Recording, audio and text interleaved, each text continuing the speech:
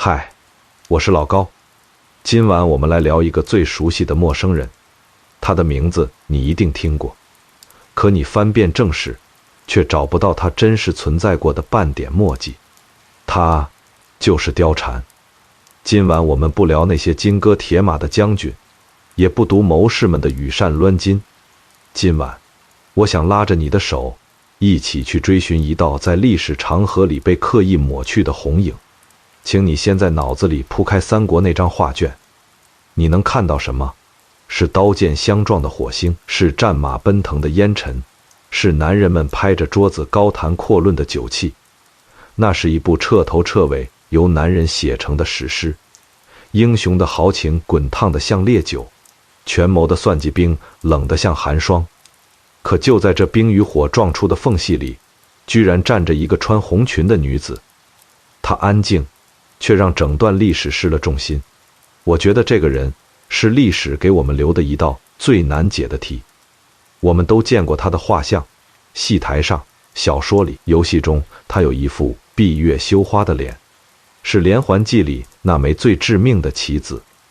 可你翻开陈寿写的《三国志》，一页页找过去，会发现一件让人后背发凉的事：没有，一个字都没有。董卓的暴虐写得清清楚楚，吕布的勇猛记得明明白白，王允的刚烈也留了浓墨重彩。偏偏在那个最关键的拐点上，史书留下了一片白。他像个幽灵，又像一个被全民族集体植入的美丽幻觉。说实话，如果是我会觉得这种沉默本身就比连环计更耐人寻味。是谁抹掉了它？为什么要抹？那我们就只能换个法子，从野史的夹缝，从传说的碎片里，把它一点点拼回来。先从它的名字说起，貂蝉，这两个字在汉代可不是什么风花雪月的代号。貂是雕尾，汉代高官冠帽上的装饰，象征猛烈与敏捷。蝉是用昂贵的玉或金箔片雕成蝉翼的样子，寓意高洁清透。这两样东西合在一起，是汉代侍中、常侍这些近臣冠冕上最显赫的标志，叫貂蝉冠。你有没有发现，这件事透着一股黑色幽默？一个柔弱女子的名字，偏偏和男人权力巅峰的那顶帽子一模一样。这是巧合吗？我倒觉得这是命运提前给她打的烙印。从他有这个名字那天起，他就不再是一个有血有肉的人，而是一件附属品，一顶会呼吸、会流泪、会说话的活体官帽，可以被赏赐，可以被交易，可以被随意取下。他到底是谁？是司徒王云府里那个知书达理、为报恩而献身的义女，还是十常侍之乱中从皇宫火海里爬出来的宫女，还是后世说书人怕历史太血腥，硬塞进去的一抹粉色安慰？不管真相是哪一个，有一件事赖不掉。在那个男人靠杀戮写历史的年代，这个连名字都可能是借来的女子，用她柔弱的肩膀扛住了一个摇摇欲坠的帝国最后的希望。她没有方天画戟，没有赤兔马，没有虎符，她只有自己的身体和脑子。他要在两个全天下最危险的男人之间跳一支刀尖上的舞，一个眼神错了，一句话失了分寸，等他的就是粉身碎骨。我们习惯了站在上帝视角，赞叹连环计有多精妙，欣赏凤仪亭那场戏有多精彩。可今晚，我不想让你做旁观者，我想请你试着钻进他的身体，听一听他的心跳。当王允第一次说出那个疯狂的计划时，他心里的那一阵地震。当他对着铜镜画上精致的妆，看着镜子里那张陌生的脸，会不会偷偷掉泪？历史只在乎结果，只在乎董卓死了没有，吕布反了没有。至于那个做诱饵的女子，她无数个深夜里的噩梦，她强颜欢笑背后的颤抖，全被4个字轻飘飘带过，深明大义。可我觉得，恰恰是那些被忽略的细节，藏在历史褶皱里的痛苦，才是真正的人性。我们要去的地方是公元192年的长安，请你深吸一口气，闻到了吗？空气里没有脂粉香，只有烧焦的木头味，腐烂尸体的味道，还有陈年血迹的腥气。街道上断壁残垣，寒风卷着枯草和纸钱，呜呜地哭。每一扇关紧的门后都藏着一双双发抖的眼睛，因为这座城上空盘着一头巨兽，它叫董卓。他的笑声在未央宫的大殿上回荡，震得汉家400年的威仪碎了一地。那些曾经高高在上的公卿，如今像被拔了牙的老狗，趴在地上摇尾乞怜。你有没有发现，这场景和我们看过的很多故事都像？大厦将倾的时候，最先烂掉的从来不是地基，是人心。就在这种让人喘不上气的绝望里，在司徒王允那座幽深的府邸深处，有一双眼睛在黑暗里慢慢睁开。那不是英雄的眼睛，是一双轻轻的带着哀怨却又藏着决绝的眼睛。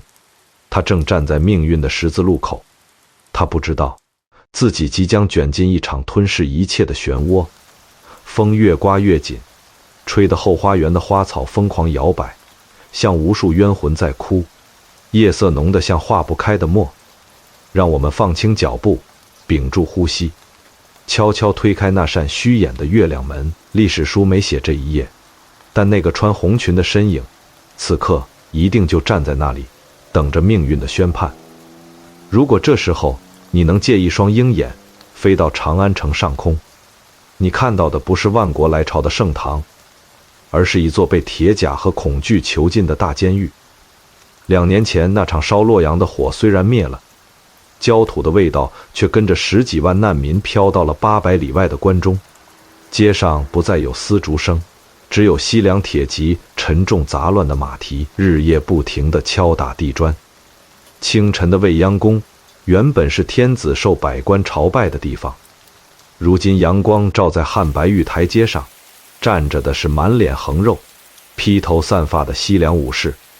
他们漫不经心地把玩兵器，眼神里没有一丝敬畏，只有盯着猎物的贪婪。穿朝服、蓬坎板的大汉公卿，像一群被剪了翅膀的鹌鹑，低着头，缩着身子，在刀剑夹道里一步步挪，每走一步都要用余光瞟一眼旁边的利刃，生怕下一秒那冰冷的金属就吻上自己的脖子。大殿正中坐着的不是那个9岁的小皇帝，而是一座肉山。董卓胖的脸上的肉把眼睛挤成一条缝，他不用说话，光是坐着，整个店里的空气都凝固了。他享受着那个时代最让人绝望的特权：战败不明，入朝不趋，剑履上殿，每一项都在踩汉室400年的尊严。几个月前，那个叫曹操的骁骑校尉揣着7星宝刀想结束这场噩梦，结果落荒而逃。这次失败的刺杀不仅没激起反抗的浪花，反而让董卓更疯狂了。他在长安城西250里盖了座更屋，高墙厚壁，完全照着长安的规格修，里面堆着从洛阳搜刮来的金银珠宝，囤的粮食够他享乐30年。哪怕全天下人都饿死，这头巨兽还能躺在粮食堆上打滚。而长安城里的百姓命比一匹战马还轻贱。曾经的西市，丝绸之路上最繁华的地方，汇聚过罗马、波斯的奇珍。如今呢，摆着抢来的破衣服和沾血的器皿，某些阴暗的角落里，人肉成了心照不宣的商品。饥饿剥光了人最后的底线，整座城退化成原始丛林。街上的人行色匆匆，每一个都用厚布裹住头脸，不敢和谁对视，怕多看一眼就招来杀身之祸。偶尔一队西凉骑兵呼啸而过，马鞭一响，人们像受惊的羊群，扑通跪在泥水里。这种恐惧是钻进骨头里的，不分昼夜，不分贵贱，像瘟疫一样弥漫在长安每一寸空气里。连深宅里的贵族女眷都不敢白天出门，因为董卓的义子吕布正骑着赤兔马，像一只巡视领地的猛虎，在街头晃荡。吕布这个名字，在当时的长安代表一种极致的暴力美学。他头戴三叉束发紫金冠，身披兽面吞头连环铠，手里那把方天画戟在阳光下闪着让人头晕的光。对老百姓来说，他是不可战胜的战神；对那些心里还装着大汉的忠臣来说，他就是助纣为虐的恶魔，是锁死大汉命运的那把铁锁。可最让人绝望的，不是董卓的残暴，也不是吕布的勇猛，是整个秩序，整套道德的崩塌。忠诚成了愚蠢的代名词，背叛成了晋升的阶梯，善良被当成软弱，残忍才是生存的智慧。朝堂上的官员白天对董卓点头哈腰，喊太师万岁，脸上堆着扭曲的笑。等夜幕一落，回到自己门窗紧闭的家里，卸下面具，恐惧和羞耻就像潮水一样把他们淹了。他们在密室里抱头痛哭，骂董卓，也骂自己的懦弱。可第二天太阳一升，他们又带回那张假脸，继续演那个卑微的角色。我觉得这种日复一日的精神分裂，比死还磨人。他在一点一点吞掉大汉最后的元气，把所有人都变成行尸走肉。可命运的齿轮偏偏在这种死寂里悄悄转动了。它的转动点不在战场上，也不在朝堂上，而是在一个看似最不可能的地方。让我们把目光从街头收回来，穿过一道道森严的关卡，投向城东。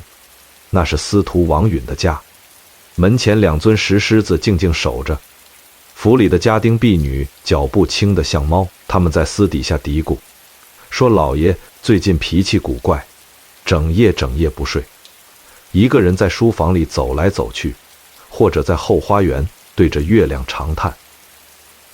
他们不知道，他们的老爷此刻正站在悬崖边上。王允出身太原王室，是真正的名门望族，骨子里流着儒家士大夫最纯粹的傲气。他受不了董卓这个边地野蛮人坐在天子身边，把朝廷变成猪圈，可他也反不了。曹操跑了，袁绍走了，关东诸侯组了个联军，雷声大雨点小，热闹一阵就散了。能救大汉的，只剩长安城里这些在董卓眼皮底下的人。可这何尝不是自杀？今晚的月色格外凄凉，惨白的光照在王允那张满是皱纹的脸上。他拄着拐杖，独自站在后花园的牡丹亭畔，听着远处的打更声，孤独的发慌。这种孤独不是没盟友，是他终于明白，常规的招都失效了。要对付魔鬼，可能得把自己也变成魔鬼。王允的手指无意识地摩挲着拐杖头，脑子里的念头一个接一个冒出来，又一个个被否决。刺杀。董卓穿着软甲，身边还有吕布。下毒。那老贼疑心重，所有食物都试3遍。收买。董卓有的是钱，吕布有的是武力。你拿什么换？就在他几乎要对着夜色哭出声的时候，一阵极轻的脚步声打断了他，轻得像一片花瓣落在水面上。王允本能地握紧拐杖，在这种草木皆兵的夜里，任何一点动静都可能是死亡。他循声望去，看见假山旁立着一个人影，身姿曼妙，透着一股说不出的凄婉。那人正对着月亮焚香，青烟袅袅升起。王允愣住了，他当然认得，那是他府里的歌妓。可在那一刻，月光、夜色、心境3样东西凑在一起，他像第一次真正看见这个女子。一个大胆到近乎疯狂的念头，像闪电一样劈开了他脑子里的混沌。他眯起眼，那双浑浊的老眼里突然蹦出赌徒看见最后一张底牌时的狂热。男人的刀剑生锈了，圣贤的道理感化不了野兽。那为什么不试试另一种武器，最古老、最柔软，也最致命的欲望，还有操控欲望的那颗人心？我觉得王允这个人很复杂，我们不能把他简单当成一个忠臣，他更像一个面临破产的董事长，眼看着自己经营了一辈子的大汉集团要倒，股东们都在抢资产，没人管集团死活，他每天还要面对董卓那个野蛮收购者的羞辱，这种心理落差比什么都磨人。王允此刻的呼吸粗重的像台破风箱，他没急着上前，而是躲在朱红立柱的阴影里，眯着眼审视。这不是窥探隐私，是一个老政客的本能评估。他在掂量这件商品值多少，这把匕首够不够锋利，怎么把它包装成董卓不能拒绝的礼物。他整理了一下锦袍，故意加重脚步声，一步步走向那个红色的身影。是谁深夜在此长叹？莫不是有什么私情，想在这后花园里行苟且之事？王允的声音低沉，严厉故意装出来的愤怒像一道惊雷。那个身影猛地一颤，手里的香烛差点掉了。他慌张转身，那张脸在月光下苍白得让人心疼，眉如远山，眼若秋水，眼角还挂着一颗泪珠，像梨花带雨。他什么都没说，扑通跪下，瑟瑟发抖。王允居高临下地看着他，眼里没有一丝长辈的慈爱，只有审视和算计。贱妾并非有私情，只是感念大人近日愁眉不展，故而在月下焚香，祈求上苍保佑大人。王允一愣，他没想到这个平日里沉默寡言的女子一眼就看穿了他心里的痛。这哪是什么花瓶，这是一个有七窍玲珑心的聪明人。王允眼里的寒意退了一些，换成一种更复杂的光。他弯下腰，伸出枯瘦的手，轻轻挑起女子的下巴。你叫什么名字？贱妾自幼蒙大人收养在府中习学歌舞，大人曾赐名貂蝉。貂蝉两个字一出口，仿佛有一阵阴风吹动了历史那本沉重的书页。王允的手指微微一抖，这个名字，这个充满讽刺意味的名字，此刻听起来像一句宿命的预言。他松开手，仰头看月，突然爆发出一阵压抑而疯狂的低笑。好一个貂蝉，好一个知恩图报的义女，笑声在夜色里刺耳极了。你既然说要为我分忧，那如果我现在要你去做一件比死还可怕的事，你敢答应吗？这一句话撕开了所有温情的面纱，把那笔血淋淋的交易赤裸裸地摆上台面。貂蝉跪在冰冷的石板上，抬起头，迎着王允那双燃烧着疯狂火焰的眼睛。他没有立刻回答，那双眼睛里闪过一丝复杂的神色，让人看不透他真正在想什么。王允不知道，跪在他面前的不是一张白纸，而是一本被封印的古书。他以为自己是棋手，他只是棋子，他不知道这颗棋子身上藏着足以颠覆整张棋盘的秘密。风停了，月亮躲进云里，两个各怀鬼胎的灵魂在生死的边缘达成了一种无声的默契。我们先停一下，把义女这两个字拆开看看。在《三国演义》里，这是个标准答案，解释了貂蝉为什么会出现在王允府里。可如果用成年人的眼光看，这两个字底下藏着一份冷得吓人的契约。汉代的义女不是我们今天理解的法律收养，更不是情感上的妇女，它是一个灰色地带，介于家奴、妻妾和亲属之间，是一种工具性的角色。王允收她，不是因为老来寂寞想想天伦，这位三公之一的大人更像一个精明的风险投资人。他在人海里挑中他，看中的是他身上稀缺的潜质，锦衣玉食，琴棋书画。那不是慈善，那是天使轮投资。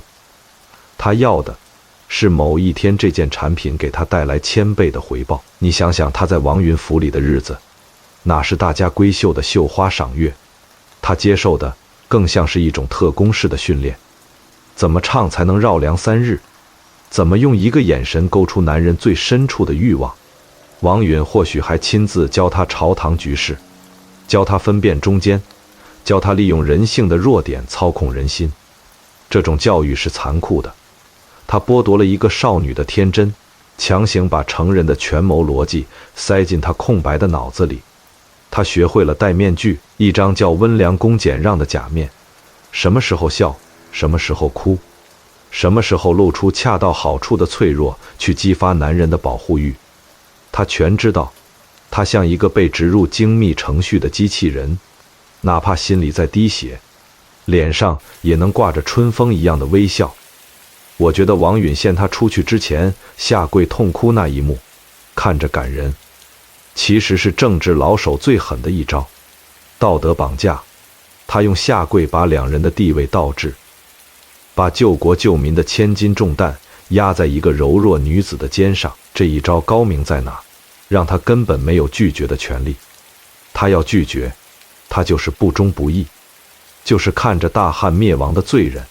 所以那句愿为义父，万死不辞，与其说是爱国，不如说是被逼到墙角的妥协，是一个弱者对强者的偿还，是一个债务人对债主的清账。可这里有一个连罗贯中都没填上的剧本漏洞。如果貂蝉只是一个深闺里长大的义女，她哪来那么高超的演技？连环计不是请客吃饭，那是真刀真枪的生死博弈。一个没经过社会毒打的小姑娘，凭什么能在董卓和吕布之间游刃有余？凤仪亭那场哭戏，她在董卓面前那份媚态，她在吕布面前那种深情，简直是奥斯卡影后级别的。这种对人性阴暗面的精准把握，这种在极度恐惧下的冷静，绝不是书本能教出来的。这就像让一个刚毕业的大学生直接去华尔街最残酷的交易大厅操盘，结果只能尸骨无存。除非她根本就不是什么深闺义女，除非在那张美丽的脸下还藏着另一张沧桑的脸。顺着这把带血的钥匙，我们能推开另一扇门。汉代宫廷里确实有一个特殊的岗位，专门负责保管和养护那些象征最高权力的貂蝉观。担任这个职位的宫女叫貂蝉女，或者叫内司。她们日夜守着男人们的权力图腾，自己却一无所有。中平6年，公元189年，洛阳皇宫发生了一场浩劫。袁绍带兵冲进皇宫，要把所有宦官斩尽杀绝。那一夜的长乐宫成了火海，喊杀声、惨叫声、梁柱倒塌的声音搅在一起。2000多个宦官死在那场无差别屠杀里。混乱中，一个负责管理貂蝉观的年轻宫女，凭着惊人的直觉活了下来。她或许躲在了枯井里，或许混进了运尸的马车，或许扒了死人的衣服，把自己装成乞丐。当她跌跌撞撞跑出那座燃烧的皇宫，回头看一眼，眼里的天真已经被火烧光了。她没有家，没有亲人，甚至不敢告诉任何人她来自宫廷。她只能紧紧抱着那个唯一的身份证明，一顶残破的官帽。流落街头的她，见识了比宫廷斗争更赤裸的人间地狱，饥饿、瘟疫，随时可能降临的强暴和杀戮。也正是在这种绝境里，她遇到了当时正在收拢流散工人的王允。王允收留她不是大发慈悲，他敏锐地嗅到了她身上那股皇家的气息。一个在皇宫里长大的女子，见过最高规格的礼仪，更重要的是，她知道怎么在那种压抑到极致的地方活下去。这就完美解释了为什么她面对董卓和吕布时那么镇定。因为对一个从死人堆里爬出来的人，太师府的威压再可怕，也比不过洛阳那场大火。他不需要演，他只需要调动起在宫里练就的本能。什么时候该低头，露出一段雪白的脖颈以示臣服；什么时候该用余光勾出男人的欲望。这些不是风月场上的把戏，是他在喜怒无常的皇帝和阴狠毒辣的宦官面前总结出来的活命法则。说实话，如果是我宁愿相信她是后者。一个柔弱的义女去赌天下，太残忍了。可一个从宫廷火海里爬出来的幸存者去复仇，至少还有点尊严。清楚了这一层，再回到那个后花园的深夜，那场对话的性质就完全变了。那不是父亲在逼女儿，那是一个绝望的策划者，向他手里最锋利的王牌摊开底牌。你既然是从宫里出来的，就该比谁都清楚，董卓这头猪正在把我们大汉糟蹋成什么样。王允的声音低沉沙哑，他不再用道德绑架他，他直接戳进他最深的痛点，对旧秩序的怀念，对毁灭者的仇恨。貂蝉跪着，可背脊慢慢挺直了，月光照在他脸上，那层伪装的惊恐慢慢褪去，换成一种令人心悸的冷静。那是战士踏上战场前最后一次检查盔甲的决绝。他当然恨董卓，是他引爆了乱世，是他毁了他的笼子，把他像垃圾一样扔进这个吃人的世界。如果能亲手终结这个恶魔，对他这个一无所有的幸存者来说，这或许是此生能完成的最壮丽的一次反击。义父不必多言，他终于开口了，声音不再颤抖，带着金石相击的冷冽。这乱世既然不给女人活路，那我就用这条贱命给这天下杀出一条血路来。这句话像一颗钉子，狠狠钉在历史的墙上。王允长长地舒了一口气，他知道这场豪赌他赢了一半。他不知道的是，他正在释放的是怎样一种力量。他以为自己握住了一把刀，没想过这把刀一旦出鞘，不仅会伤敌，也会割伤握刀的手。为了给这个阴谋一个神圣的外衣，他们需要一场仪式。王允命人摆上香案，点燃清香，让貂蝉对着头顶那轮见证过无数阴谋的明月起誓。这就是后世传颂千古的拜月。文人笔下写的那么唯美，那么凄婉，可剥掉滤镜，那不是少女祈求爱情，那是一个奔赴死地的死士，向虚无的命运签下卖身契。貂蝉跪在粗犷的石板上，膝盖的刺痛让她保持绝对清醒。她双手合十，宽大的红袖滑落，露出霜雪般的手腕。她念的不是经文，是字字带血的诅咒。皇天厚土，明月在上，信女貂蝉，愿舍此残躯，离间董吕，虽万劫不复，粉身碎骨，亦绝无悔意。王允站在阴影里，眼神是看着绝世神兵终于淬火出炉的狂热。他走上前，没有扶他，反而对着他重重磕了一个头。从今往后，你便是我的亲生女儿，是我王家最尊贵的大小姐，也是这大汉朝廷唯一的救命稻草。这一刻，把她架上了道德的神坛，封死了她所有的退路。当貂蝉再次抬起头，那双清澈的眼眸里多了一层深不见底的雾。这或许就是闭月传说的真相。月亮不是因为它美才躲进云层，是因为这场阴谋太黑暗，连月亮都不忍直视。仪式结束，花园里恢复了死一样的寂静，可一种看不见的张力已经拉满，箭在弦上，不得不发。他们选定的第一个猎物不是董卓，是吕布。为什么？因为吕布虽然武力天下第一，可他的心理防线千疮百孔。这个被叫三姓家奴的男人，外表凶悍，骨子里却住着一个极度缺乏安全感、渴望被认可的少年。他这一生都在找一个真正接纳他、尊重他、崇拜他的归宿，这是他的原罪，也是他的死穴。我觉得这个人挺可怜的，武力越强，越害怕被人看不起。第二天，王允在府里张灯结彩，请吕布过府赴宴。那扇沉重的朱漆大门一开，吕布翻身下马，一身兽面吞头连环铠在夕阳下泛着寒光。可你仔细看他的眼神，背后藏着一丝不易察觉的局促。他虽然是温侯，可在长安那些自诩高贵的世家眼里，他依然是个粗鄙武夫。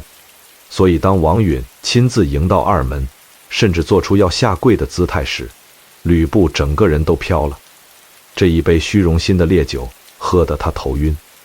酒席摆在后堂，没有外人。王允的话题始终围着吕布的英雄气概打转。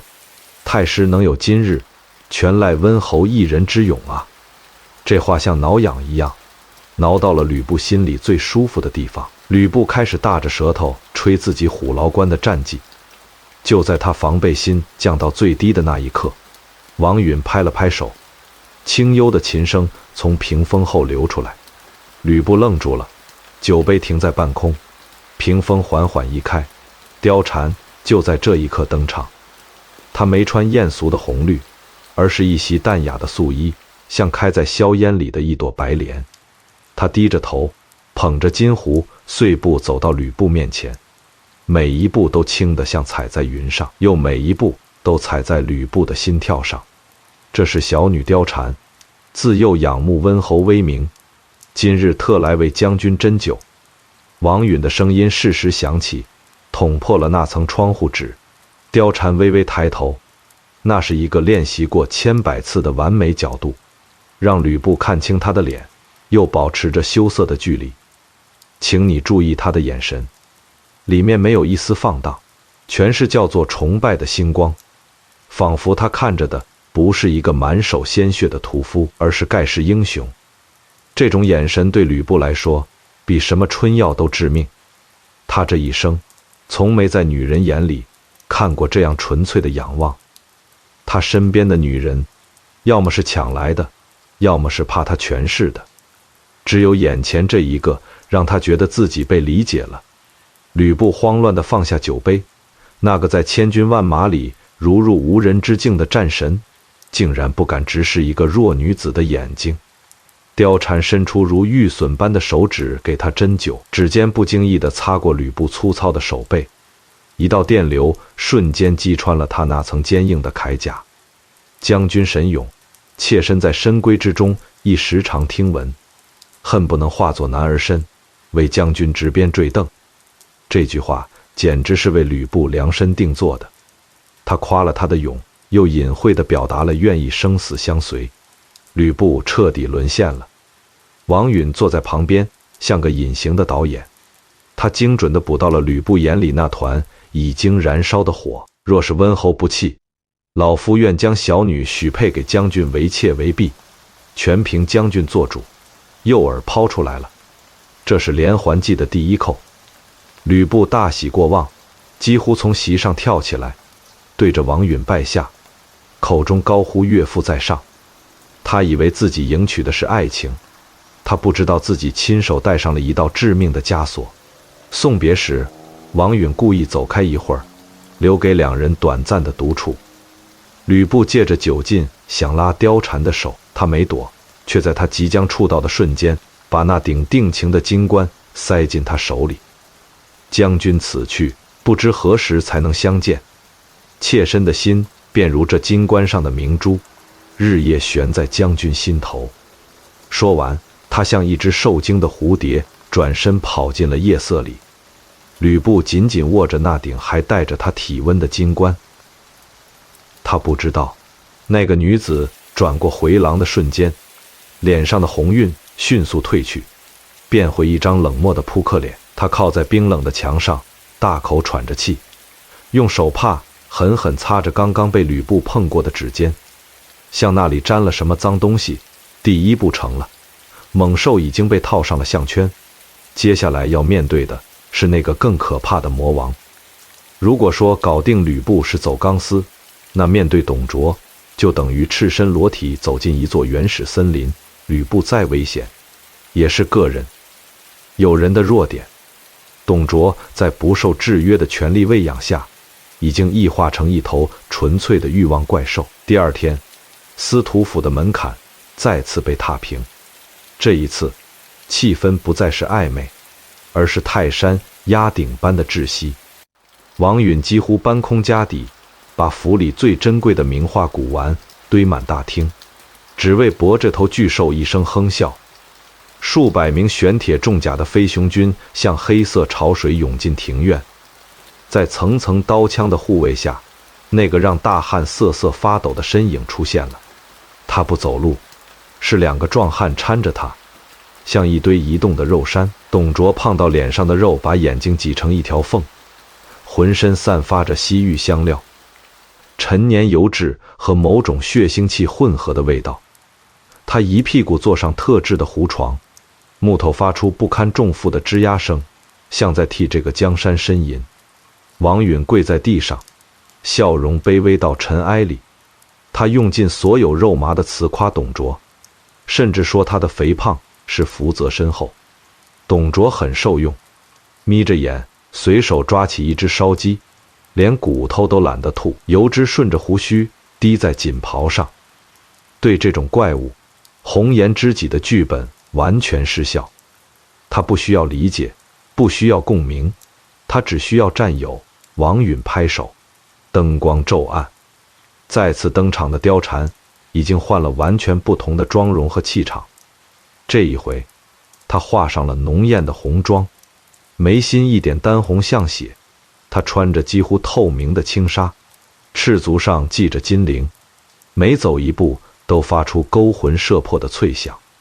她不再是月下叹息的清纯少女，她变成了敦煌壁画上飞下来的天魔舞女。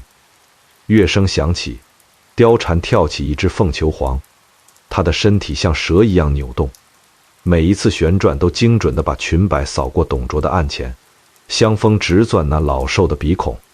董卓停止了咀嚼，酒杯倾斜，酒洒了一身，他都没察觉。他喉咙里发出呼哧呼哧的粗气，一曲舞罢，貂蝉气喘吁吁跪伏在董卓脚边，故意把身体蜷成一只受惊的小猫。这种极致的弱小和臣服，瞬间引爆了董卓骨子里的施虐和征服欲。他猛地伸出油腻的大手，一把抓住他的手腕。此女何人？此乃贱妾之女，乳名貂蝉。因仰慕太师天威，特献歌舞，以助酒兴。如此尤物，当配天子。咱家今日得见，乃是天意。董卓根本没那些文绉绉的客套，他直接用力一拉，把貂蝉扯进怀里。那一刻，貂蝉只觉得一股令人作呕的气息扑面而来，那只粗糙的大手在他腰间肆意揉捏，像在检查一块即将入库的猪肉。他的胃翻江倒海，强烈的生理厌恶让他几乎要吐，可他死死咬住舌尖，用剧痛逼着自己挤出一个羞涩的笑。他顺势倒在董卓那堆肥肉上，手指在他胸口画着圈，娇滴滴喊了一声太师。王允立刻跪下叩头。既然太师喜欢，便是这丫头的福分，不如今日就请太师带回府中，早晚侍奉。这是连环计最毒辣的一环。对吕布是许婚而未娶，吊足未扣；对董卓是立送即纳，制造既定事实。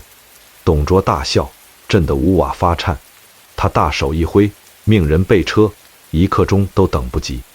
当貂蝉被塞进那辆奢华却像囚笼的马车，他透过窗帘缝，最后看了一眼站在台阶上的王允。王允依然保持着恭送的姿势，脸上挂着胜利的微笑。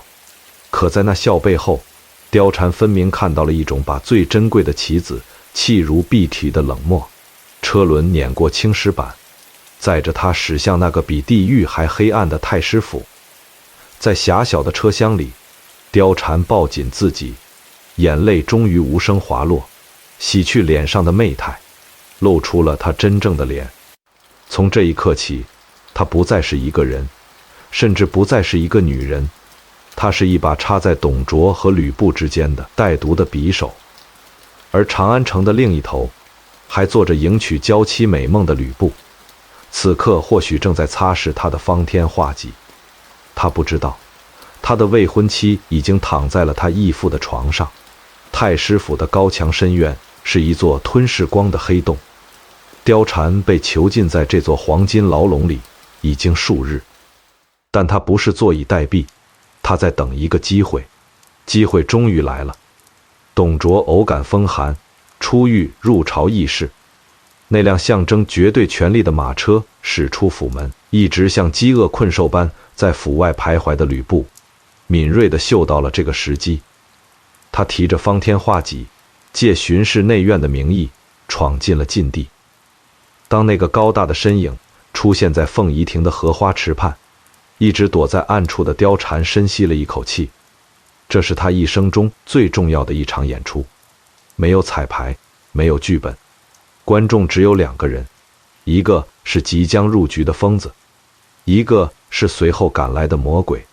他故意穿了一件褶皱的素衣，发髻微乱，像刚刚遭受过非人的折磨。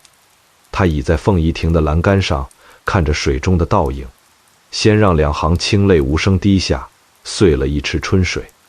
吕布远远看到这一幕，那个让他魂牵梦绕的女子，此刻凄美的让他心碎。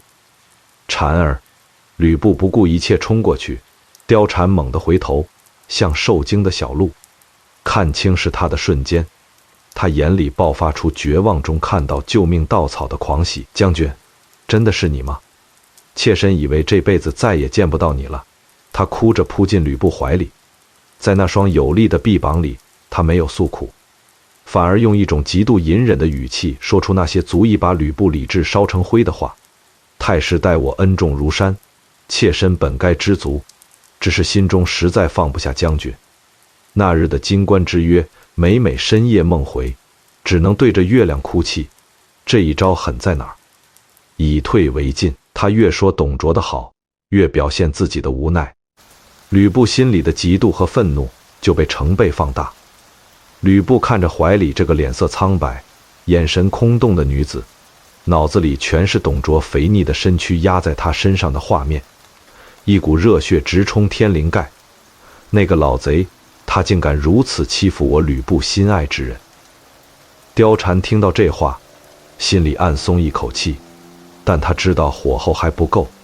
他猛地推开吕布，脸上露出惊恐，拼命摇头：“将军不可，太师乃是将军义父，若将军为了妾身伤了父子情分，妾身便是万死也难辞其咎，不如现在就死在这里，以此明志。”他转身就要往荷花池里跳，那决绝的背影没有一丝犹豫。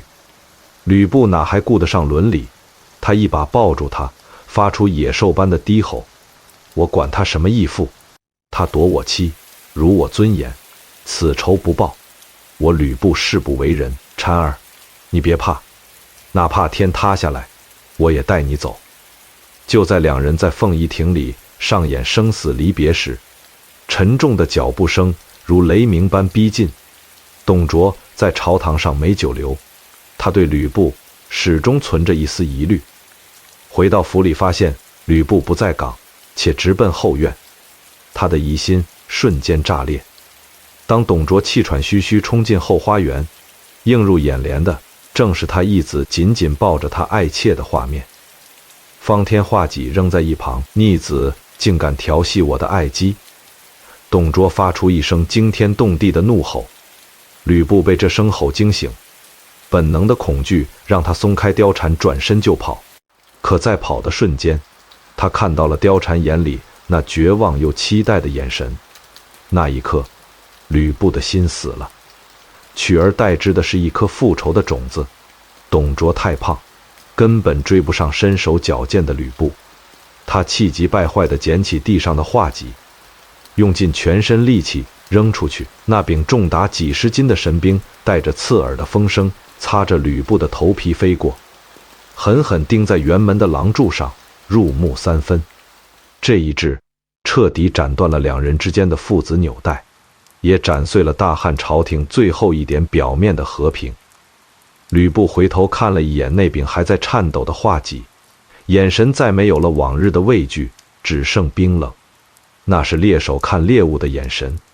而凤仪亭里，貂蝉瘫软在地，看着2个男人一追一逃的背影远去。他缓缓爬起来，整理凌乱的发丝，用衣袖擦去脸上那早已分不清真假的泪，嘴角勾起一抹凄凉的冷笑。刚才那一幕是他这辈子演技的巅峰。他在2个随时能捏死他的怪物之间，跳完了一支最危险的刀尖舞，后背的冷汗已经把衣服湿透，心脏还在胸腔里剧烈撞击，可他知道，他赢了。风轻轻吹过荷花池，带起一阵涟漪，仿佛在为这场惊心动魄的大戏鼓掌，也仿佛在为即将到来的血腥结局默哀。那柄钉入廊柱的方天画戟，像敲响了这个混乱帝国最后的丧钟。王允没给董卓喘息的时间，他深知困兽犹斗的道理，必须一击毙命。初平3年4月，空气里飘着柳絮，一个伪造的天子病愈，欲禅位于太师的消息飞进了骇雾。董卓那双被贪婪蒙蔽的眼睛根本看不清这背后的刀光，他只看到那把离他仅1步之遥的龙椅在向他招手。那天清晨的未央宫北掖门，天空阴沉得像吸饱了墨汁的旧棉絮，数百名甲胄死士早已埋伏在宫门的夹墙阴影里，他们紧握长戟，连呼吸都压低。王允穿着庄重的朝服站在阙楼上，看似恭迎太师，那双藏在袖口里的手早已被冷汗湿透。董卓的马车极其宽大，像一座移动的堡垒。他在车里哼着不成调的西凉小曲，满脑子都是登基大典。当车轮碾过北掖门那块刻着回文的青石板时，变故就在那一瞬间。李肃带着10几名刀斧手像幽灵一样冒出来，董卓惊恐的表情凝固在脸上，他本能地去摸佩剑，可笨拙的身体被肥肉卡住，动弹不得。吾儿奉先何在？绝望中，他喊出了那个他自以为最值得信任的名字。回应他的不是熟悉的画戟护卫，是一声冰冷入骨的宣判：奉诏讨贼！吕布从车后的阴影里骑马而出，手中长矛如毒蛇吐信，那一矛精准而狠辣，直接刺穿了董卓那厚实的咽喉，把这位枭雄像一只待宰的肥猪钉死在了通往权力的台阶上。喧嚣戛然而止，紧接着是震耳欲聋的欢呼声，那是被压抑了数年的长安百姓得知暴君已死后爆发出的歇斯底里的狂喜。未央宫的灯火在那一夜彻底点亮，人们载歌载舞，甚至有人冲上街抢夺董卓尸体上的油脂点灯。王允站在权力的巅峰，看着脚下这片欢腾的海，他捋着胡须，脸上写满傲慢，仿佛他就是这天下的救世主。他以为这是终局，以为杀了董卓，秩序就能像时钟一样自动拨乱反正。可他忘了，破坏总是比建设容易1000万倍。在这个狂欢的夜里，没多少人注意到那场大戏真正的女主角貂蝉独自一人坐在太师府已经空荡荡的后院里，听着远处的喊杀和欢呼，看着窗外冲天的火光，脸上没有一丝复仇后的快感，只有深入骨髓的空虚。他精心编织的网终于捕到了猎物，他用身体做武器，刺穿了魔王的心脏。可现在，作为武器的他，又该去哪里呢？他看着铜镜里那张依然绝美的脸，突然觉得那是一张陌生的面庞。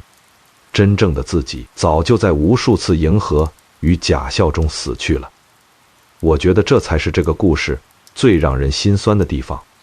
他不是没赢，他是赢完了不知道自己是谁，而历史没给他太多感伤的时间。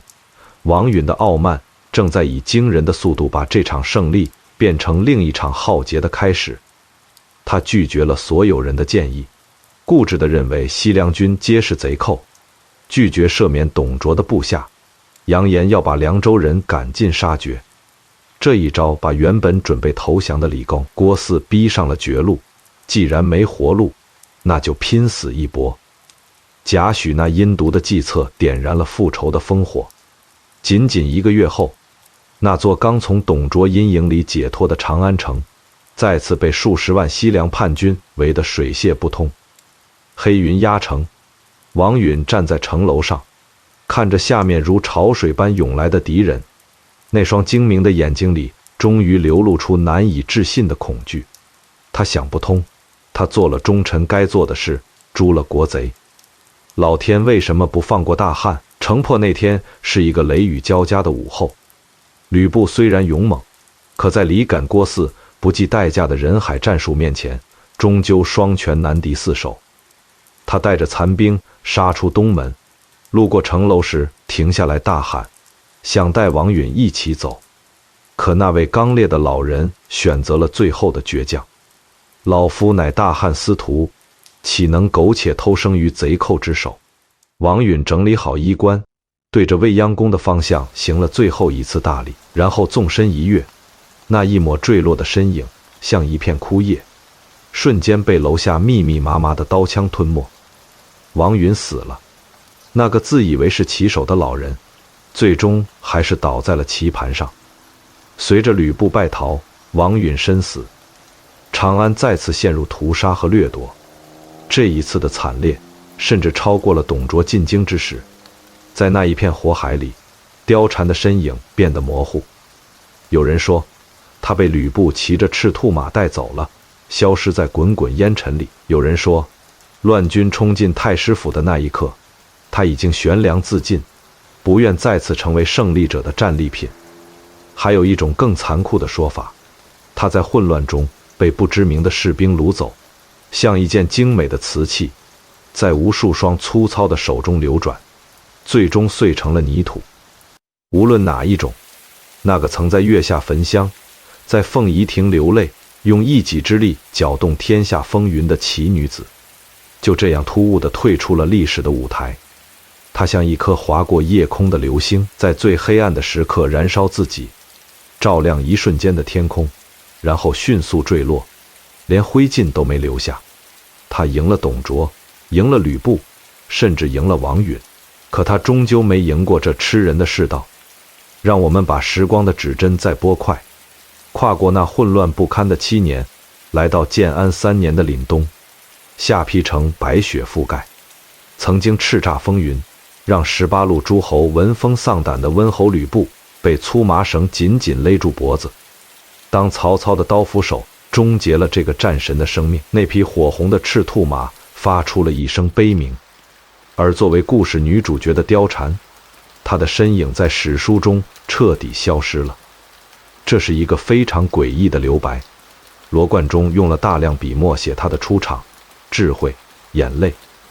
可吕布一死，这位大文豪仿佛突然患上了健忘症，对他的下落只字不提。这种沉默或许是作者最后的慈悲，他不忍再让他去经历战败者家眷那惨绝人寰的命运。但历史的逻辑是冷酷的，我们可以推演几种可能。第一种，最符合战利品法则，他落入了曹操手中。曹操这位建安风骨的缔造者，同时也是出了名的人妻收集者，对对手的妻妾有一种近乎病态的占有欲。如果是这样，他的下半生大概是在铜雀台度过的，成了曹丞相众多。嗨，我是老高，今晚我们来聊一个在三国正史里查无此人，却又在每个中国人心里活了2000年的女子，她叫貂蝉。今晚我们不翻那本干巴巴的《三国志》，我们去追一道红影，一道在男人们的刀光剑影中被刻意抹掉又被反复重塑的红影。你闭上眼想一想三国，脑子里浮现的是什么？是关羽的青龙刀，是诸葛亮的羽扇，是曹操的笑声，是赤壁的火，全是男人，全是权谋，全是血。可就在这堆烫手的雄性叙事里，硬生生站着一个穿红裙的女人，她美得让月亮都躲起来。她叫貂蝉，4大美女之一，连环计里那枚最致命的棋子。可你要是真去翻陈寿的《三国志》，你会愣住，没有，一个字都没有。董卓有传，吕布有传，王允有传，唯独到了那个最关键的拐点，史书留了一片空白，仿佛有只看不见的手把他的名字从竹简上抠掉了。我觉得这事儿挺邪门的。一个能掀翻董卓政权的女人，正史不肯给他一行字。这种集体的沉默本身就比连环计还要诡异。我们先从他的名字下手。貂蝉这俩字在汉代根本不是什么风花雪月的小名，貂是貂尾，蝉是金蝉，合起来叫貂蝉冠，是汉代侍中、中常侍这些近臣戴的官帽。说白了，这是男人戴的，是权力的图腾。你品品这个味道。一个柔弱女子，名字偏偏是男人权力巅峰那顶帽子，这是巧合吗？我觉得这更像一句东语。从他有这个名字那天起，他就不是一个人，他是一件物，一顶会哭、会笑、会呼吸的活官帽，可以被戴上，也可以被随手摘下。把镜头拉到公元192年的长安，深呼吸，你闻到的不是脂粉，是焦土，是腐尸，是陈年的血。洛阳那把火烧了2年，焦味顺着几十万难民的脚一路飘到了关中，街上没有丝竹了，只有西凉铁骑的马蹄，日夜不停地砸在青石板上。未央宫的台阶上站的不再是羽林军，是披头散发、满脸横肉的西凉武士。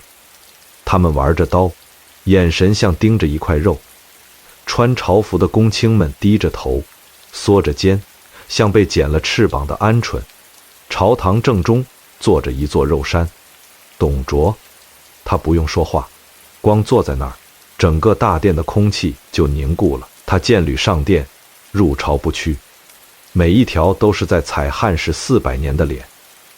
几个月前，曹操拿着七星刀想结果他，结果落荒而逃。那次失败的刺杀像一块石头丢进死水，没掀起浪，反而让这头野兽更疯了。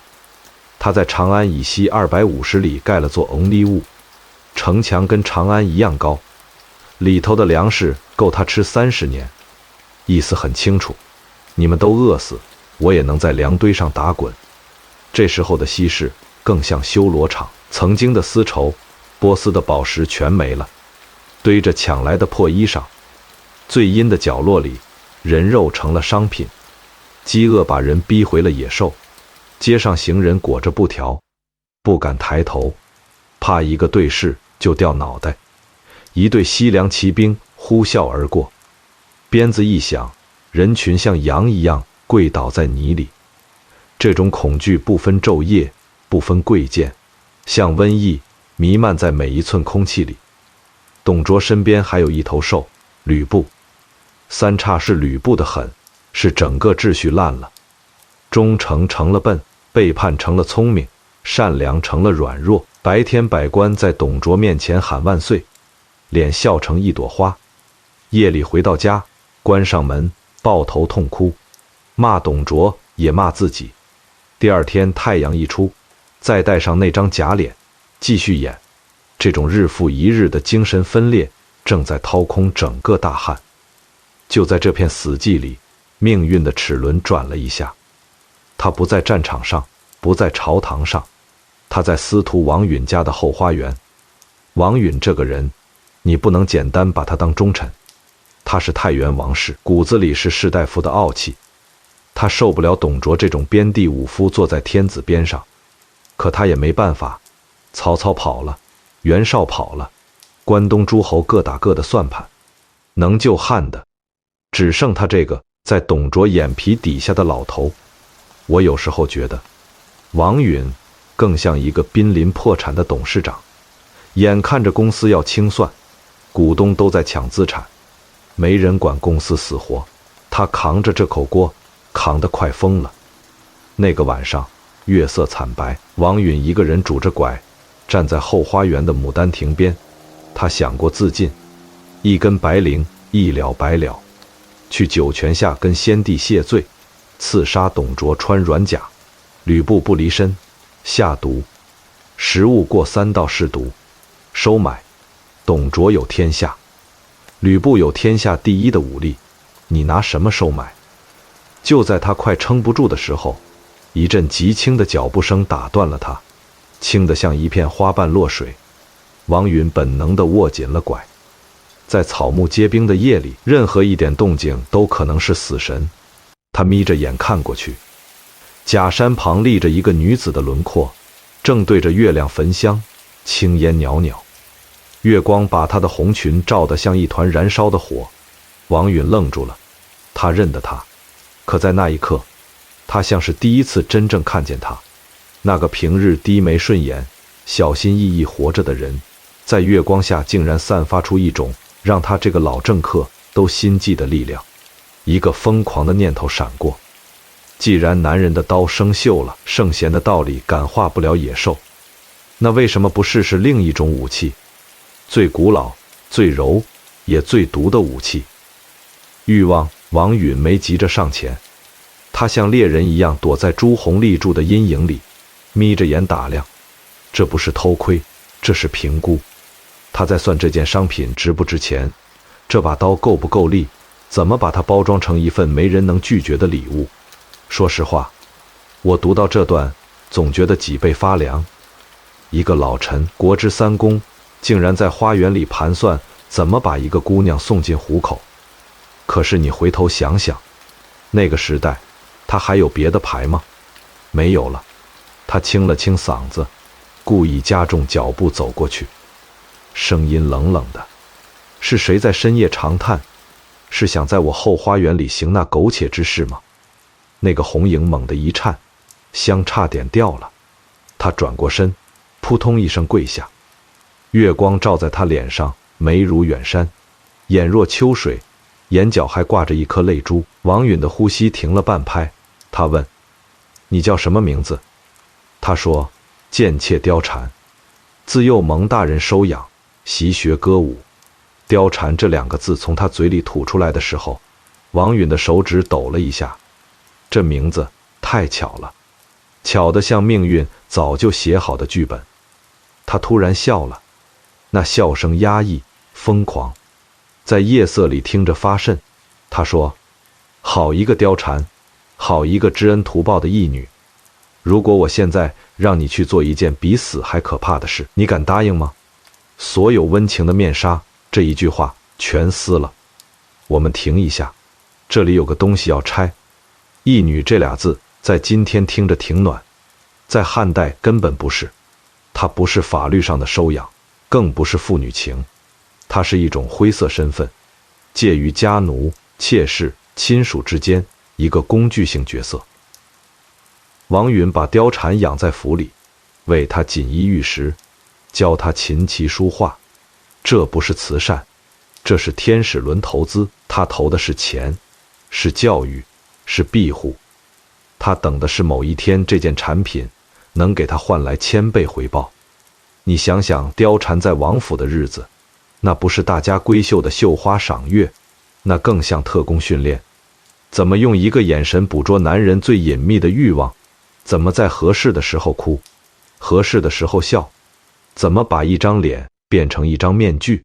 这种教育是残忍的，他把一个少女的天真彻底剥光。而且这里有个剧本漏洞，连罗贯中都没补上。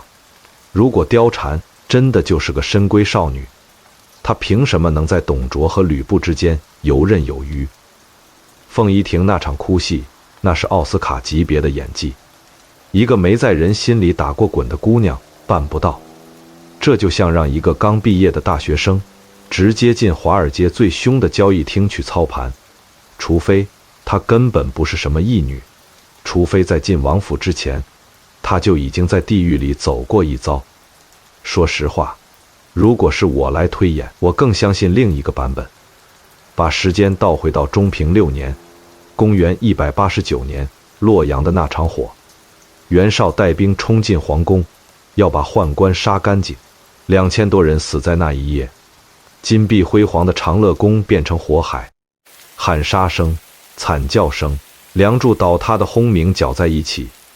汉宫里有个特殊岗位，专门管那些貂蝉冠，叫貂蝉女，由宫女担任。他们日夜守着男人们的权力图腾，自己却没有名字。那一夜，有一个管貂蝉冠的年轻宫女活了下来。也许她躲进了枯井，也许她混在尸车里，也许他剥下死人的衣服，把自己装成乞丐。他跌跌撞撞跑出皇宫，回头看，火光冲天，他什么都没了，家、亲人、身份，他唯一带出来的，可能就是那顶残破的官帽。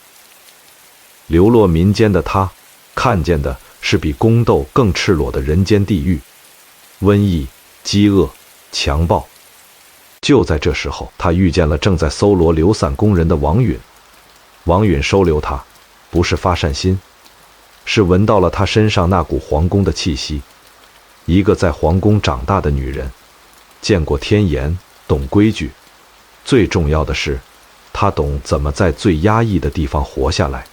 这就解释通了，为什么貂蝉能在董卓和吕布面前那么稳。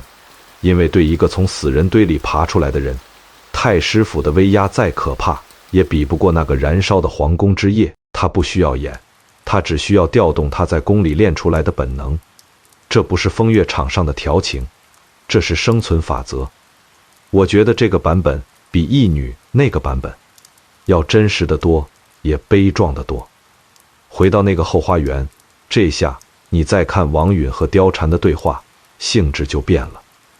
那不是父亲在逼女儿，那是一个绝望的策划者，向他手里最锋利的王牌摊牌。王允说，你既然是宫里出来的，你比谁都清楚董卓把大汉糟蹋成什么样了。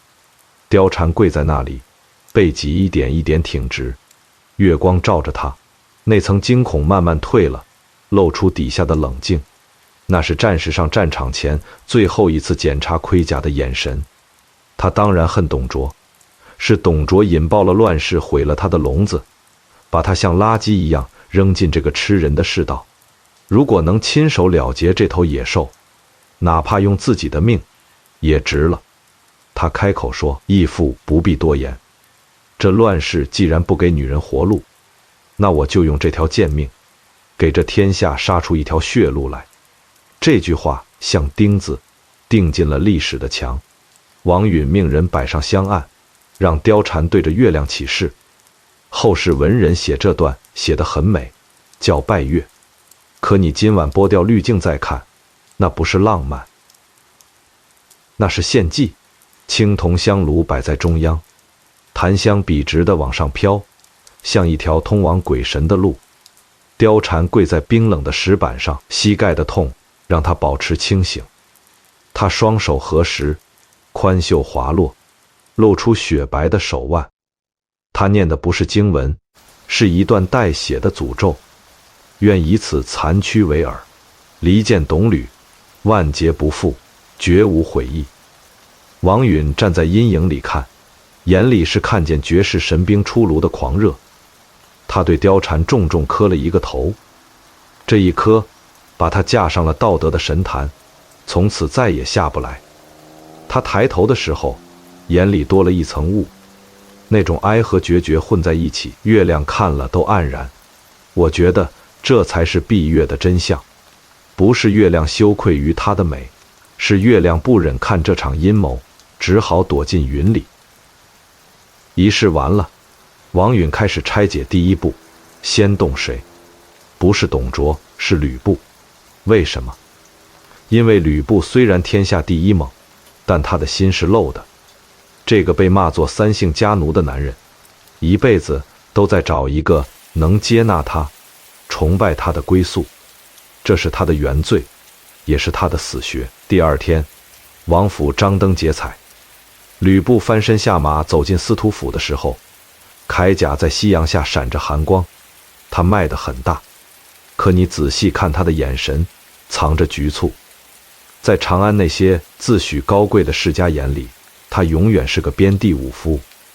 所以王允破天荒以私人名义请他喝酒，对吕布来说，这是一张被主流接纳的入场券。王允亲自迎到二门，差点跪下。吕布慌忙扶住，那一刻他飘了。酒过三巡，王允一直在夸他，说太师能有今日，全靠温侯一人之勇。吕布舌头大了，开始吹自己虎牢关的战绩。就在这时，王允轻轻拍了拍手，琴声起，屏风开，貂蝉出来了，她没穿艳的，穿了一袭素衣，像一朵开在硝烟里的白莲。她低头捧着金壶，碎步走到吕布面前。她抬头的角度是练过的，刚好让吕布看清她的脸，又保持着羞涩。她眼里没有放荡，装的是星光，是崇拜。这种眼神对吕布来说，比任何春药都致命。他这辈子在女人眼里没见过这么纯粹的仰望。他给吕布倒酒，指尖不经意擦过他粗糙的手背，一道电流直接击穿他的铠甲。他说：深闺之中，一闻将军威名，恨不能化作男儿身，为将军执鞭坠镫。吕布彻底没了。王允坐在边上，像个隐形导演，看准了火候，抛饵。若温侯不弃，老夫愿将小女许配给将军。吕布几乎从席上跳起来，喊岳父在上。送别的回廊上，王允故意走开，吕布要去拉貂蝉的手，貂蝉没躲，但他在他即将碰到的瞬间，把那顶定情的金冠塞进了他手里。他说：妾身的心便如这金冠上的明珠，日夜悬在将军心头。说完转身跑进夜色，留下一阵香风和一个站在原地痴痴发呆的男人。吕布走后，貂蝉靠在冰冷的墙上大口喘气，拿手帕狠狠擦那根被吕布碰过的手指，像沾了脏东西。说实话，每次想到这个细节，我都替他难受。他不是在恋爱，他在杀人。第一步，猛兽套上了项圈，该轮到那头真正的兽了。第二天，董卓的车驾压到了司徒府门口，气氛完全变了。这次不是暧昧，是泰山压顶。几百名玄铁飞熊军像黑潮涌进庭院，董卓不能走路，两个壮汉架着他，像一座移动的肉山。他往特制的加宽榻上一坐，木头吱呀作响，像替着江山在呻吟。这种怪物，红颜知己那一套是没用的。他不需要理解，不需要共鸣，他只要占有。所以这次貂蝉换了妆，浓艳的红，眉心一点丹红像血，一袭轻纱几乎透明，赤足上系着金铃。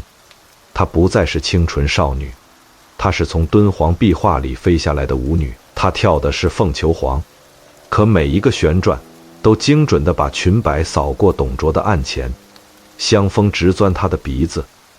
董卓停止了咀嚼，酒洒了一身他都不知道。一曲跳完，貂蝉气喘吁吁跪在他脚边，像一只受惊的小猫。他故意蜷起来，瑟瑟发抖。这种极致的弱，瞬间点燃了董卓骨子里的征服欲。他一把抓住他的手腕，那只油腻的大手在他腰上肆意揉捏，像在检查一块猪肉。貂蝉的胃在翻江倒海，他死死咬着舌尖，用剧痛逼自己挤出一个讨好的笑。他倒在董卓那堆肥肉上，手指在他胸口画圈，娇滴滴叫了一声太师。王允立刻跪下叩头说：既然太师喜欢，这便是丫头的福分，不如今日就请太师带回府中。董卓大笑，连一刻钟都等不及。这就是连环计最毒的地方。给吕布是许婚未娶，吊着；给董卓是立送即战，做成既定事实。马车启动的时候，貂蝉透过帘子最后看了一眼王允。王允脸上挂着胜利的笑，可那笑的背后是冷漠。他在那一瞬间彻底明白了，他是棋子，用完是要被丢的。车厢里，眼泪终于无声地滑下来，洗掉了脸上的媚态。她不再是人，也不再是女人，她是一把插在两个男人之间的带毒的匕首。接下来的日子，貂蝉被囚在太师府，她不是坐以待毙，她在等机会。机会终于在一个春日的午后来了。董卓赶了风寒入朝议事，吕布像一只饿狼，借着巡视内院闯进了禁地。凤仪亭，荷花池畔，貂蝉没有盛装，她故意穿了一件褶皱的素衣，发髻微乱，像刚被人糟蹋过。她倚着朱红栏杆，先让两行泪滴碎一池春水，然后才回头看见吕布的那一刻，他爆出了绝望中看见救命稻草的狂喜。他哭着扑进他怀里，他没诉苦，他说：太师待我恩重如山，妾身本该知足，只是放不下将军。这一招太狠了。他越夸董卓的好，吕布心里的火就烧得越旺。吕布咬牙切齿，那个老贼竟敢如此欺负我，吾必杀之。火候插最后一把，貂蝉猛地推开他，做出惊恐的样子，拼命摇头。他说：将军不可，太师乃将军义父，若为妾身伤了父子情，妾身万死难辞其咎，不如现在就死在这里。说完转身要往荷花池里跳，吕布哪里还顾什么伦理，他一把抱住他，把方天画戟咣当一声扔在地上，像野兽一样低吼：我管他什么义父，他夺我妻，辱我尊严，此仇不报，誓不为人。就在这两人海誓山盟的时候，雷声逼近，董卓回来了。他一进花园，看见的就是这一幕。他的义子抱着他的爱姬，方天画戟丢在一旁。董卓发出一声惊天怒吼，吕布转身就跑，董卓追不上，气急败坏抓起地上的方天画戟，使尽全力向他背影掷去。那柄几十斤重的神兵擦着吕布头皮飞过去，狠狠钉进辕门廊柱，入木三分。这一掷掷断了父子，也掷碎了董卓集团最后的可能。吕布回头看了一眼那根还在颤的画戟，眼神里再也没有畏惧，只剩冰冷。凤仪亭里，貂蝉瘫坐在地上，听着远去的怒吼，缓缓爬起来。她整理凌乱的发丝，擦掉脸上分不清真假的泪，嘴角勾起一抹冷笑。她的后背早被冷汗湿透。说实话，我觉得这一刻他才是三国里真正的孤胆英雄，18路诸侯都办不到的事，他办成了。靠的不是兵，是几滴眼泪，几句谎言。王允没给董卓喘息的时间。初平3年4月，一个伪造的天子病愈，欲禅位太师的消息送进范屋，董卓被贪婪蒙蔽，看不见底下的刀光。那天清晨，未央宫北掖门，天像一块吸饱了墨的旧棉絮，死士藏在家墙里，连呼吸都压着。董卓的车驶进来，他还在哼西凉小曲，满脑子是登基大典。车轮压过青石板的瞬间，李肃带着10几个刀斧手冒了出来。董卓笨拙地去摸佩剑，肥肉卡住他动弹不得。他喊：吾儿奉先何在？回他的不是熟悉的方天画戟，是一句冷得刺骨的奉诏讨贼。吕布从车后阴影里骑马出来，长矛如毒蛇吐信，一矛刺穿了董卓的咽喉。这位枭雄像一头待宰的肥猪，被钉死在通往权力的台阶上。长安炸了，压抑了几年的百姓冲上街头，载歌载舞。有人抢董卓尸体上的油脂点灯。王允站在权力顶端，捋着胡子，傲慢得像个救世主。可他忘了，破坏比建设容易1万倍。太师府的后院里，貂蝉一个人坐着，听着远处的欢呼，看着冲天的火光。他脸上没有快感，只有空。任务完成了，那作为武器的他又该去哪儿呢？他看着铜镜里那张陌生的脸，突然觉得真正的自己早就死了，死在了无数次假笑里。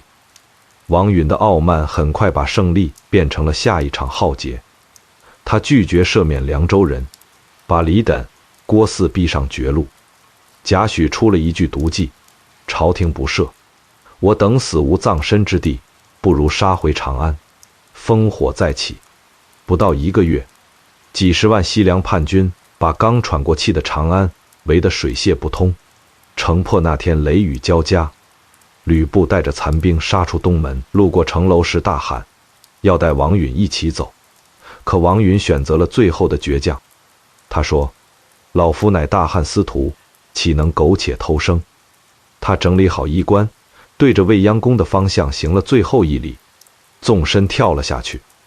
一片枯叶瞬间被楼下的刀枪吞没。王允死了，那个自以为是棋手的老人，最终还是倒在了棋盘上。而貂蝉的身影，就在这一刻在历史里彻底模糊了。有人说他被吕布用赤兔马带走，消失在烟尘里；有人说他在乱军冲进太师府的瞬间悬梁自尽，为了不再做战利品；也有人说他被不知名的士兵掳走，像一件瓷器，在无数双脏手里流转，最后碎成了泥。我觉得，无论哪种结局，那个曾经在月下焚香，在凤仪亭流泪的女子，都像一颗划过夜空的流星，最黑的时候燃烧，照亮一瞬，然后坠落，连灰都没留下。7年后，建安3年，下邳城，一个比长安那夜还冷的冬天，白门楼上寒风凛冽，吕布被绳子勒住脖子，赤兔马发出一声悲鸣。曹操的刀斧手结束了这位战神，可作为这场戏女主角的貂蝉，史书里彻底不见了。罗贯中前面写她写得那么细，到了这儿突然就失忆了。我有时候觉得，这种沉默可能是作者最后的慈悲，他不忍心写他接下来的命。可历史是冷的，我们只能推演第一种结局，最符合那个时代战利品的法则，他落入了曹操手里。曹操这位建安风骨的缔造者，也是出了名的人妻收集者。攻破下邳，他走进吕布后堂，看见那个在火里依然风华绝代的女人，眼里闪过的一定不是同情，是收藏家发现珍品的贪婪。如果是这样，貂蝉的下半生就是在铜雀台的深宫里过的，成了曹丞相众多藏品里最贵的一件。他得强颜欢笑，去侍奉那个杀了他男人的男人，这比死还残忍。他从一个操盘手彻底沦为玩物。第二种结局，民间最爱转，也最血腥。关公月下斩貂蝉。元杂剧里说，曹操想用美色拉拢关羽，把貂蝉送给他。貂蝉在月下极尽挑逗，想为自己求一条生路。可关羽不是吕布，丹凤眼一睁，他看见的不是美人，是红颜祸水。月光下，青龙刀挥下，斩的不是敌人，是一个手无寸铁的女人。说实话，这个故事我每次想都觉得脊背发凉。它反映的是那个社会对女性最扭曲的恐惧，把一个王朝崩塌的锅全推给一个女人。男人们打不赢，治不好，扛不住，最后找一个姑娘当替罪羊。在这个版本里，貂蝉的美成了他的原罪，他的智慧成了他的妖术。第三种结局最浪漫，也最像我们一厢情愿的安慰。也许白门楼破的那天清晨，他换上粗布麻衣，混在难民里走了，剪了那头黑瀑布一样的长发，抹掉妆，把自己变成最普通的村妇。他一路向南，到了一个没人认识他的小村子，盖一间茅屋，开几亩薄田，过他梦里都没敢想的平淡日子。日出而作，日落而息，偶尔深夜对着月亮出神，想起长安，想起凤仪亭，想起那个为了他敢对抗世界的莽撞男人。但他绝不会再说出貂蝉2个字，因为那不是他的名字，那是他前半生穿在身上的一件带刺的刑具。也可能他看破了红尘，在某个深山古刹削发为尼，青灯古佛，用余生去超度那些因他而死的亡魂。不管哪种，我们都得承认，白门楼那场雪一落下，貂蝉的时代就彻底结束了。它像一把用过的钥匙，一张过期的票，完成了除掉董卓这个使命，就被那个功利的时代扔了。王允死了，董卓死了，吕布死了，围着他的男人都成了土，他一个人留在世上，像一个找不到剧本的演员。这种孤独比死还可怕。他突然发现，他这一生所有的悲喜，其实都是别人写好的程序，他从没真正为自己活过一天。讲到这儿，关于他身世的那团雾，其实已经不需要一个标准答案了。义女也好，宫女也罢，殊途同归，她是那段男性荷尔蒙爆棚的乱世里最孤独也最坚韧的女性剪影。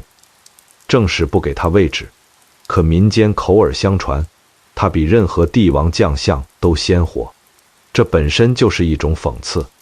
手握笔杆的史官可以把她从竹简上抹掉，骂她是祸水，可几千年来，老百姓固执地在戏台上为她留一束光，让她一遍遍讲那个关于勇气和牺牲的故事。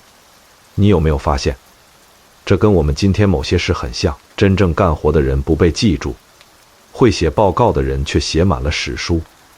很多人爱说红颜祸水，说是因为他董卓和吕布才决裂，才有长安战火。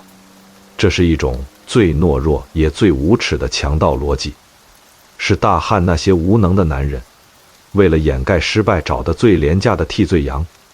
大汉的他在皇权腐朽，他在士族贪婪，他在军阀野心，他早就烂透了。貂蝉只是一只无意中飞进火药桶的蝴蝶，扇了一下翅膀，加速了那场注定要爆的爆炸，仅此而已。甚至从某种意义上说，他是一位伟大的终结者。他用最小的代价，一个女人的青春和清白，结束了董卓那段最黑的暴政。如果没有他，长安那场肆无忌惮的杀戮还要持续多久？多少百姓还要变成枯骨？他一个人干完了18路诸侯几十万大军都没干成的事。所以今晚，当你合上这本厚重的历史书，我希望你能从4大美女那个标签里把它拎出来，不要只记得她闭月羞花，那是对她最大的亵渎。请记住那个在后花园对月许下毒誓的决绝背影，那是她向不公命运发起的第一声呐喊。请记住那个在凤仪亭，在2个嗜血狂魔之间走钢丝的瞬间，那是他用命在演的绝地求生。他是个活生生的人，会怕，会疼，会在深夜为自己未知的明天崩溃大哭。他的故事告诉我们一件事，哪怕在最深的深渊里，哪怕手里没有任何武器，一个弱小的人依然可能改变局势。说实话，如果是我被推到那个位置，我未必有他的勇气。